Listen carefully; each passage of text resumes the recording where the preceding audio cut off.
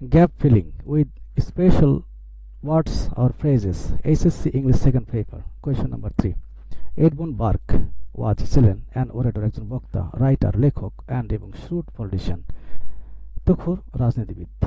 হি তারপর gap in Ireland in 1729 অথবা in 1729 in Ireland. এখানে গ্যাপে কি বসবে? ওয়াজ বর্ন, জন্মগ্রহণ করেছিলেন, মানে তাকে জন্ম দেওয়া হয়েছিল। হি ওয়াজ বর্ন, তাকে জন্ম দেওয়া হয়েছিল। এখানে সময়টা আগে থাকতে পারে, সময়টা পরেও থাকতে পারে, অর্থাৎ স্থান কাল অথবা কাল স্থান দুই স্ট্রাকচারই সঠিক। আজকে ব্যাখ্যা হবে এই ওয়াজ বর্ন কেন বসলো?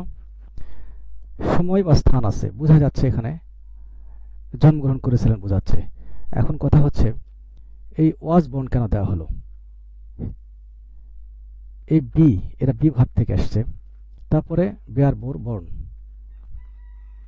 তাহলে be verb be plus V three, passive voice, passive স্ট্রাকচারে আছে। এই ওয়াজটা হচ্ছে অক্সিলারি ভার্ব। প্রথমত এটি ফাইনাইট ভার্ব দুই প্রকারের, একটা প্রিন্সিপাল ভার্ব, একটা অক্সিলারি ভার্ব। এই ওয়াজটা হচ্ছে অক্সিলারি ভার্ব। এই বর্ন এসছে বেয়ার থেকে, বেয়ারটা মেইন ভার্ব, এর ভি3 মানে পাস্ট পার্টিসিপল, এটা মেইন ভার্ব, একই সাথে non finite verb. Non finite ভার্বগুলো কখন মেইন ভার্ব হয় না, তারপরে এটি প্রিন্সিপাল ভার্ব হিসেবে কাজ করছে, কারণ এটি অক্সিলারি ভার্ব।